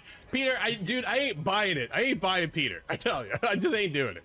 I have to say though, Drew, one thing I did love about this game was actually the game mechanics. Yeah. The combat, the abilities you have, because obviously you have new abilities now. At the beginning, you get like a 3D printer where you can craft different stuff to get you started, so to speak. But one thing I love is the wingsuit now to transverse across the city. What a time saver that is.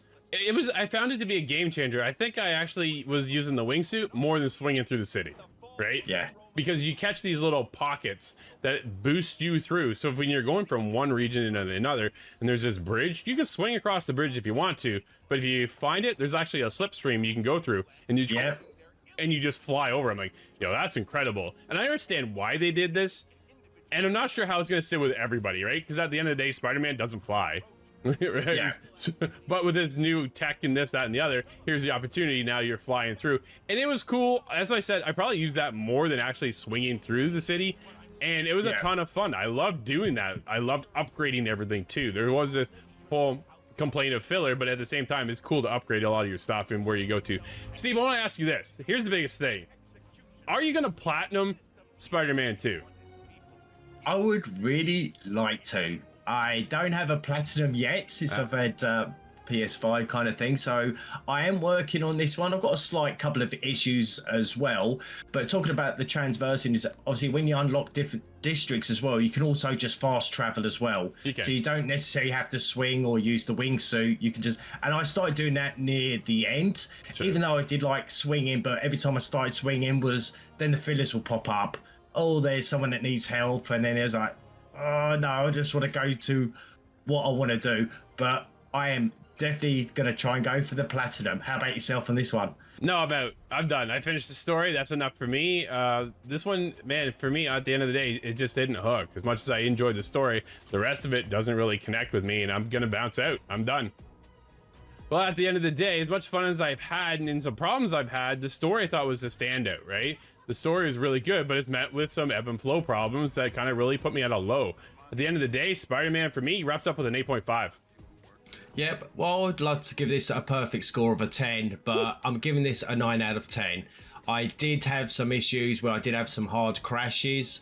I love the game, I love the graphics, the voice acting, but as we mentioned, the fillers in between become a bit repetitive after a while. This isn't gonna be good. Charlie horse! Crap! Okay, okay. It's going away. You're done! Man, I thought I was gonna get that last hit in. Ah, hubris. It defeats us all. Thank you for taking care of those guys, Spidey. And that'll wrap up today's episode, everybody. Thank you so much for hanging out with us. Hit us up over on Twitter at @theofficialITG. Are you playing Spider-Man? How about still maybe some Assassin's Creed Mirage? I know I'm still there. Until next week, everybody, thanks again, and we'll see you inside the game.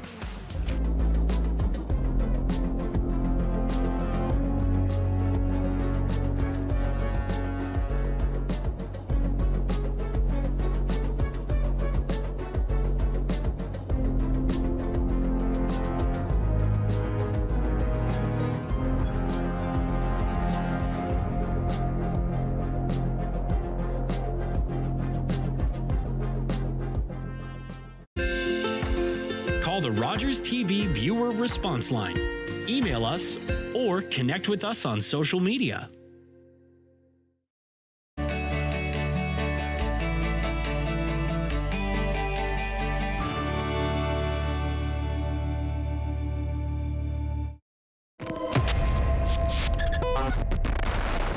Blessed be the name of the Lord. Blessed be the name. And it seems I can't be found, just turn around. I'll run, shout, and grab. The Lord is my shepherd, I shall not want. He makes me lie down in green pastures. I belong here. You may think I don't fit in. That I don't look the part. But to me, curling is more than a sport. It's my community. Together, we can sweep away the barriers.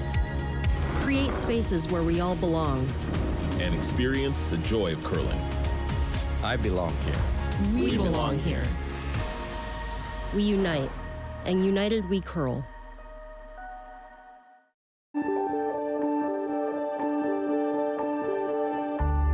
You're watching Rogers TV.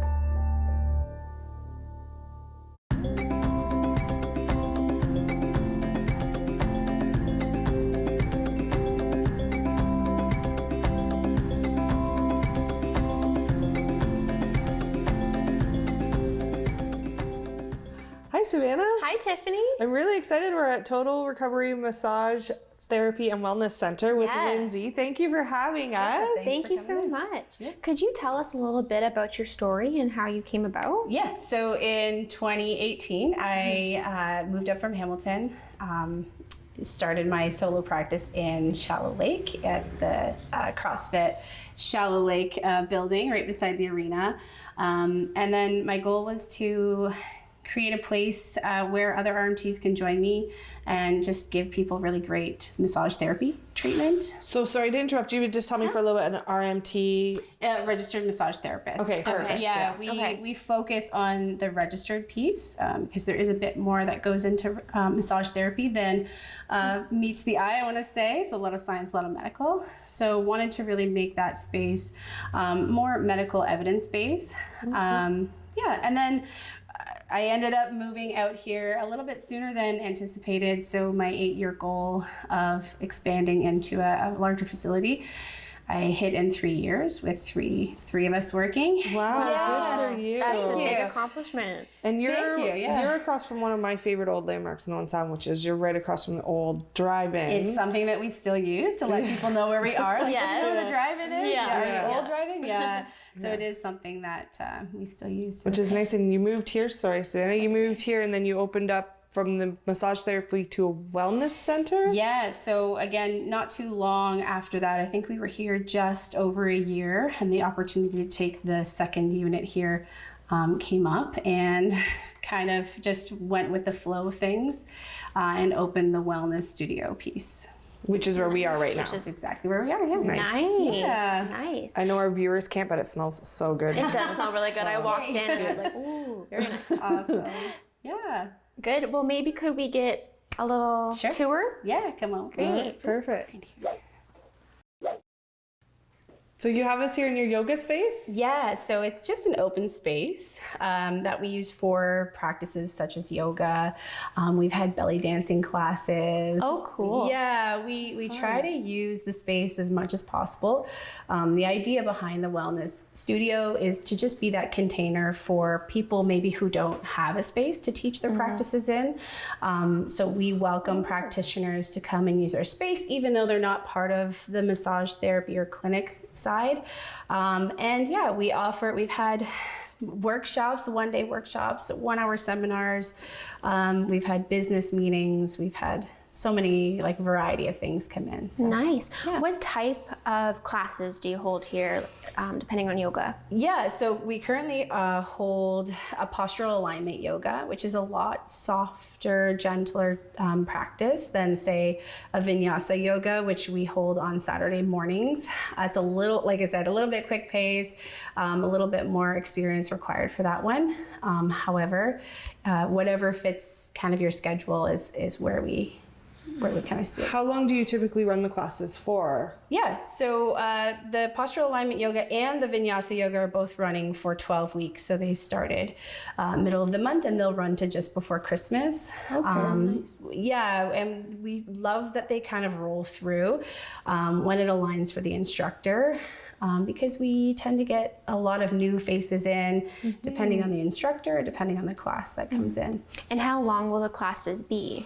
About an hour. I think the postural alignment, because it's a little bit slower, it's about an hour and a half. But yeah, we try to keep costs low as well for all of these things because we want it to be available to everyone. And I think that's super important to just bring that wellness piece to the community, is making it attainable, Absolutely. Yeah. I don't know very many places you can go to do yoga, so it's nice to know that it's offered here and that you offer spaces for instructors to come and teach. Yeah. Because that is sometimes hard to come by, so that's awesome. And people have busy lives, right? Yeah. So it's nice that you accommodate that in different days and different times, which is great. Yeah, it's kind of nice to have the variety. And like I said, it's not really my schedule. It's those practitioners who just decide I can do it. Like the postural alignment is, Monday morning and Tuesday evening. So it's kind of when we run it through the week, and then you can sign up for the full 12 weeks or you can drop in as it feels good for your schedule as well. Nice. Yeah. That's nice. Well, I see behind us. Yeah. Is this a Reiki room? Yeah, so we offer Reiki as one-on-one sessions, as well as we do like group sessions. We mix Reiki in with our sound baths. But this room in particular, myself, Reiki practitioner, and then Allie, she's also our other Reiki practitioner, we would practice out of this room. So can you tell us a little bit about Reiki? I'm not so sure I know if I'm even pronouncing it right. That was great. So Reiki is just working with that life force, that energy flow through the body.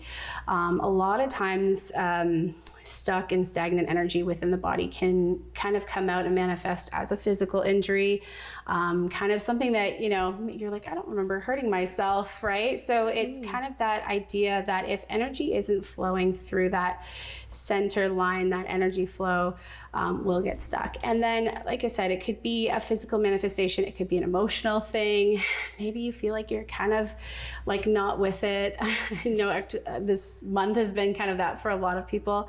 I like to call that the mom fog. Yeah. That's what I call that. It's just crazy. It's just always a everywhere. fog. Where am I supposed to be? So, yeah. And basically what these sessions do is offer some clarity. They offer alignment of those energies. So as the Reiki practitioner, I've been attuned to work with those energies and see them for what they are and just gently bring them back into alignment. Sometimes we incorporate breath work. Other times, just coming into the room, there's a big emotional release because I think that those energies recognize that relief is coming. So we work a lot with that. And what can someone expect when they're going into this treatment? So there are two kinds of Reiki treatment or appointments that we offer. So the first one is in person, and what that looks like, you just come in, we have a 15-minute soul chat. It could be less, it could be more, depending on what the energy needs and what you need to express, because energy movement is expression as well. So sometimes it's talk more, do less, and sometimes it's do more, talk less. So you'll come in, we'll have that chat, and then we offer you a moment to just settle into the space. We step out, wash our hands, of course, and then when we come back in, we clear the space with either a smudge or a Palo Santo, and then we work through those energies. So you're laying on your back on the table, eyes closed, connecting with breath, and we work with whatever we're called to. So music, whether we're called to no music, whether we turn on some different lighting, that kind of thing. So we work with all of that once we've kind of completed our session, and that's just with me either hands-on or hands-off. So Reiki can go in many different levels, and whatever is called that day is what we work with. And once we've completed that, we'll reconnect at the end of that. So 5 to 10 minute connection, just to get you back and grounded. Sometimes it can feel like you've had a bit of an out of body experience and we need to reconnect back to the earth before we send you on your way. A lot of times people will have that big emotional release in that 5-minute conversation, right? Of just everything has aligned. So yeah, that's kind of briefly what it looks like. Yeah, but wow. And as you said, you and one other person offer that service? Yeah, so myself and Allie Vanderhoek, she's the second Reiki practitioner that we have here. Now you mentioned, I'm going to say Palo Alto, but that's a city. That's a city in Palo California. Santo, yeah. Okay. It's actually, I want to say a special tree, but it's a tree that holds Palo Santo. It's an oil, and basically they harvest that just as they would a sage, right? And then it's dried out, and then you burn that to get a bit of a smolder, so that smoke is clearing. That smoke is. I want to say it can clear, but it can also bring in those good energies as well. Oh, wow. So what are some other massages that you offer? Services. Yeah, services. Sure. So the biggest one is massage therapy. We have quite a few massage therapists. We actually have 5 of us right now. So 5 RMTs working together as one team, and that's kind of been the dream. Yeah, I was Nice. just going to say, so if I'm getting my timelines right, you moved up here in 2018 Yeah. with yourself Yeah. out of the CrossFit in Shallow Lake. Yeah.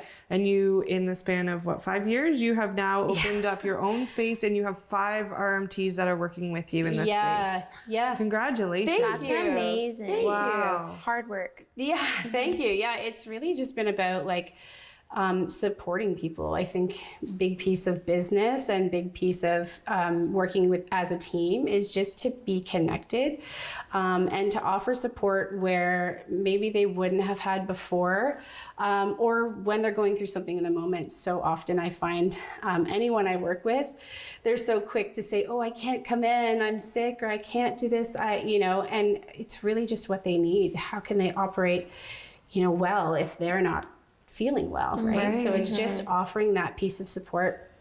We are like a little family. We have lunches all the time and we go for dinners, and we actually, so at one point we had 6 RMTs. We just saw one off. She's moving to Sweden. So we had a big dinner, and yeah, we really just like to connect as well as humans, but also, in the profession as RMTs. That's nice. That's nice. It makes your work environment not just a job, but something that you're actually willing to do and wake up every day for, which is great. Yeah, the culture is what I build. I'm probably just as passionate about the culture and the people that I work with than I am just about the work that I do. So, yeah. And do your massage therapists specialize in something different? Yeah, so we have different modalities that we work with as RMTs. Some of us have gone through extensive training. Other things within our scope of practice, we've kind of just practiced and learned and used. So out of all of us, like I said, I'm doing like the Reiki and the Reiki with massage. So I kind of combine the two as a fusion. We have Kylie, who's really great at deep tissue, sport therapy, really getting to the root of the issue. Alex, he is 20 years in the profession. Wow. Yeah, he's super cool. And he's actually just going through some training for matrix repatterning, which is another modality. He does cupping, he does laser therapy, all of that. Then we have Alana. She's a gymnast, local gymnast actually, and she works with fascial release, again, athletics, really looking at getting that injury prevention, recovery, maintenance. And then Taylor, we just added Taylor. She's new to the crew, but again, same idea. She's looking to get to the root cause of the issue. She also works a lot with fascial release, which is kind of a no oil technique. It can be a bit shallow, but you really feel amazing and great afterward. And then, do they work together at all? Like if you because you yourself do Reiki. I said it right. Yeah, you did. And so, do you guys complement each other? Yes, yeah, and that's kind of, it goes back to the culture thing. We work really well with each other. So I'm a big believer that I'm not for everyone in my style of massage or Reiki or what have you. So we work together. If I'm not able to offer a patient what they need, I know I have a really solid team of people that I can say, okay, maybe you should try this with Allie, or maybe you should try this with Taylor, and we try to work together. And same goes for Wellness Studio and the clinic. If I feel a patient can benefit from some yoga classes, let's get you in there, let's get your body moving, especially those ones that don't like to do their home care practice and, their stretches at home, we at least offer that space. So we kind of do cross that way, and then also just within the team there. Nice. So you really focus on your clients and what they really need, which is nice to see in a business. Absolutely. Yeah, it feels like it's healing kind of on all ends, right? With the RMTs and the staff support. But then also, the patients coming in, like I said, I'm not for everyone. And if we don't have someone here that is for you, I'm more than willing to open up to other RMTs, which I have actually in the past, to find a better fit, because I believe it's healthcare. I believe it's something that we are all entitled to, but to get good healthcare and to get good care for our wellness and everything. So now I do know that you have you do sound healing. Yep. And I'm so interested with that. Yeah. Can you show us where you perform the sound healing? Yeah. Hopefully you'll perform for us. Sure, come on with me. Yeah.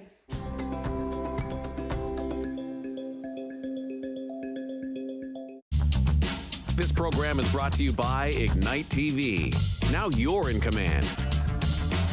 Visit Rogers.com for more details.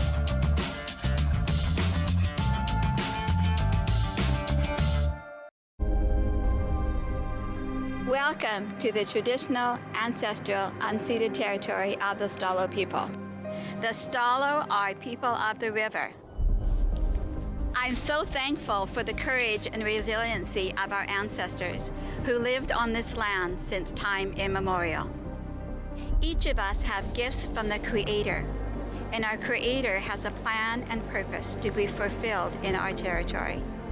As we embrace our traditional teachings, we can lead the next generation into the fullness of what our Creator designed. Our shared history reveals a broken relationship. But as all Canadians commit to hear truth, acknowledge injustice, we can learn to walk in our traditional way, Letsamot, with a good heart and a good mind. Then all of our lives will be enriched. Kwasai. Next week to Great County Life, we'll be chatting with the Roxy Theatre about their newest production, One Flew Over the Cuckoo's Nest. We'll also be joined by some folks from the city of Owen Sound to talk about Hockey Fest weekend coming up, as well as holiday magic in the Owen Sound River District.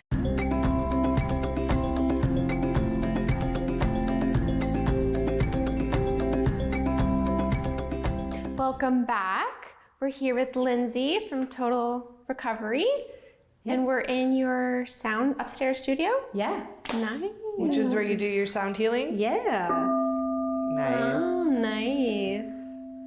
I can say I'm really excited to learn about this. I don't know much about sound healing, but everything I hear and see or watched, I'm just really excited about. So can you tell me about sound healing? All of it, yeah. All of it, please, yeah. Sure.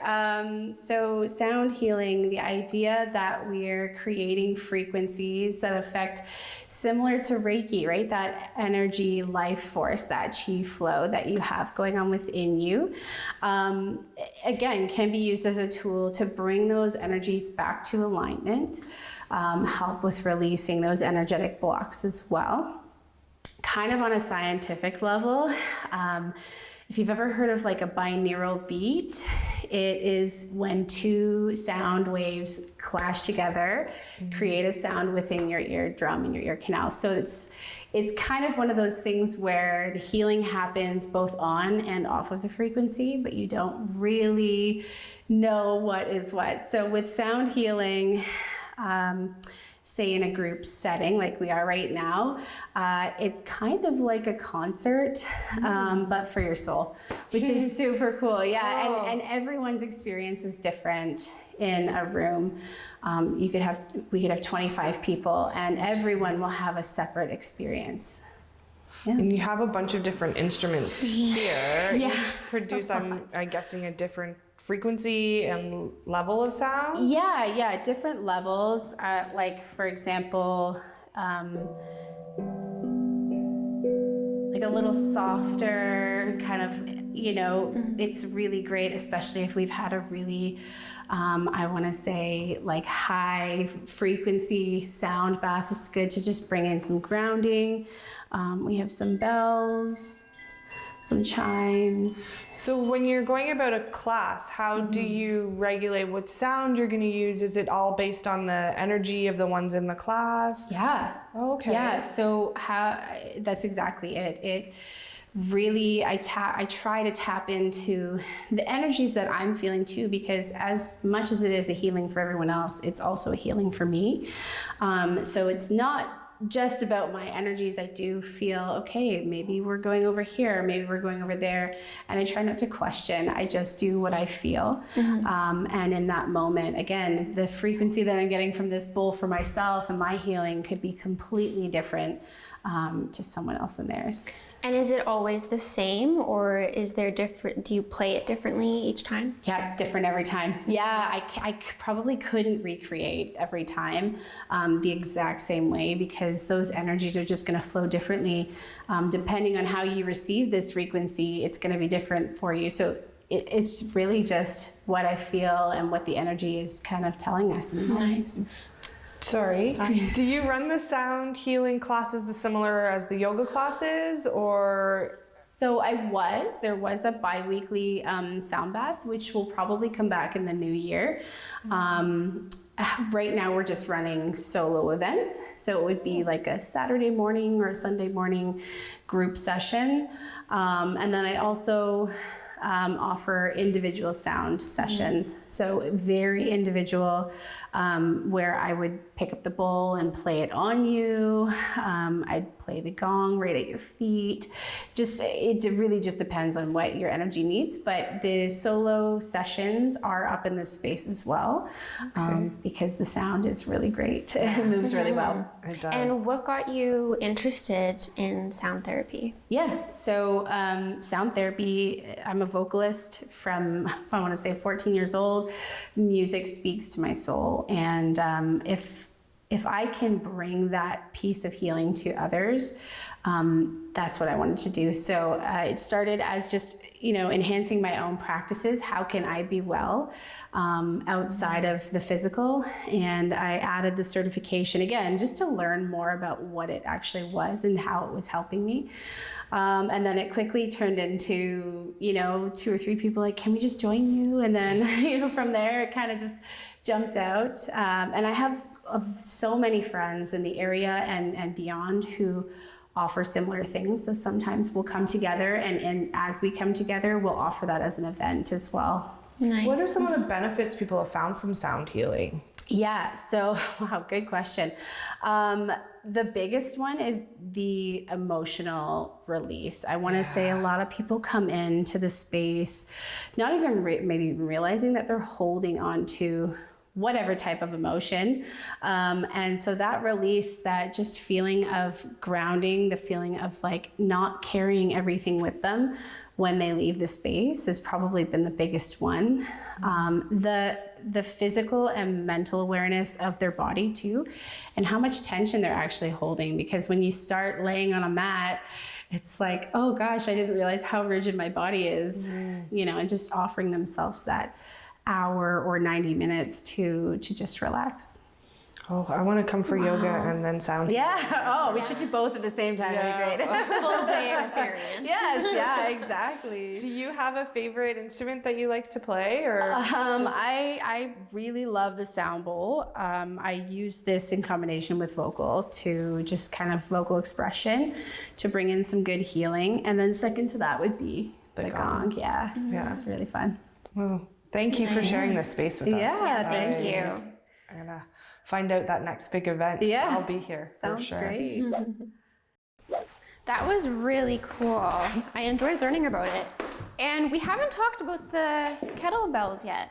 Yeah, so we run small studio class style kettlebell boot camps. They don't require any experience. They don't require any prior knowledge to how to move a kettlebell at all. So we don't have any prior knowledge. So we could do it. Yeah, you totally could. Yeah, I could definitely teach you some things on the kettlebell and maybe just explain the difference between the large bells and the small bells. Sure. Yeah. Okay. So this is going to be your lightest kettlebell here. You can go ahead and pick it up. Okay. That's the lightest kettlebell. That's the lightest one that we have, I should say. Yes. Okay. So how much is this one? So that's 4 kilograms, 6 kilograms. Okay. Oh, wow. One or the other? 4, it says. 4, there we go. 4. Yeah. So typically, I'll just talk about the kettlebell swing. So this is what all kettlebell movements are created from, which is a hip hinge and then like a glute squeeze. So legs like shoulder width apart? So legs kind of shoulder width apart. You're going to start with the kettlebell on the floor. I know everyone wants to pick it up and swing it around. Yeah. So basically you're going to hip hinge. Your knees are going to bend naturally. You're going to pick up that kettlebell and drop your bum. And then what we're going to do is we're gonna think about bringing this kettlebell up to our inner thigh and stand up all at the same time. The idea is that we're gonna catapult that kettlebell to chest level. So just like this. Yeah. Oh, okay. That's it. That's a pull start on a kettlebell swing. So that's how you get started. And then from there, you would just string them together to get your kettlebell swing. So how many reps would you do? Well, it depends on the class, but we typically go for time. Okay. Yeah, and you could get anywhere from 10 to 50 reps, depending on how fast, how skilled, how things are in that building. Oh, wow. That's really cool. And how big would your classes be? So 10 people maximum, and I want it that way so that everybody has kind of a little bit more hands-on than you would in a bigger scale class, because there is some good cueing that needs to be done, especially if you see somebody way in the back there that needs a little bit more help. So I like to be able to have the time to get to them and make sure everybody's safe, of course. And what's the largest size bell? So the largest is the 32 kilogram, that red kettlebell right there. Go pick it up, Oh, wow. Savannah. Yeah, right.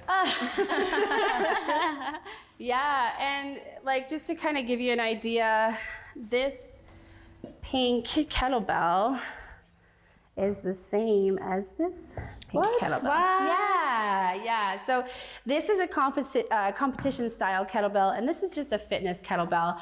So the idea in competition is that the bell is regulated in size and the handle width is the same, so there's no advantage over somebody lifting a smaller or lighter bell. Speaking of competition, I see some medals over here. Are these yours? Yeah, they are. Wow. Accumulation over the year. These are probably the ones that I've had framed. Wow. Yeah. So this is something you've been doing for a while then? Yeah, I've been lifting as a competitor in kettlebell sport, probably in and out for the last 12 years. Wow. Yeah, as business kind of got busy, it's kind of something that, you know, I just continued training in, but not competing in as much. But as of late, I've just competed and I got a spot on Team Canada. So wow. Congratulations. Thank you. Wow. Yeah, so you know what you're talking about. Yeah, I've been, like I said, I've been competing the last 12 years, but been teaching and instructing and coaching for the last 12 as well. Wow. So I really am super adamant that people feel good when they leave here. They don't want to be, not looking for injury, we're looking for good movement and mobility. Awesome. Wow, that's great. Yeah. So how can someone get in contact to book an appointment? Yeah, so our online booking system is very easy, super simple. We book both events and services, so massage or Reiki through the same system. You can find that on our website. And then for general, like kind of clinic, get in contact with us. You can phone us or shoot us an email. Nice. And it'll and it'll show the availabilities when you click which treatment you would like. Yeah, that's right. So you can even specify right down to the RMT or the service that you'd like to book, and it'll just bring up the first available, or you can search through what's available. Nice. Yeah. Well, Lindsay, thank you so much for having us today. I enjoyed that sound bath so much. I can't wait to. I'm leaving here and hopping on my phone and booking an appointment right away. That's great. I'm so glad you guys came in. Well, thank you. It was great. Thank you. Thanks.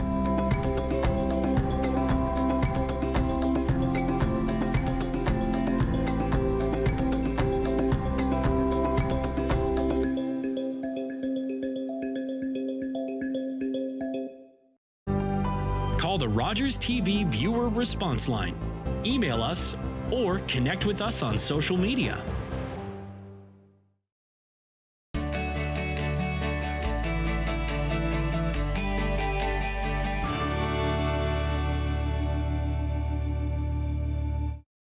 Come on in, take a seat.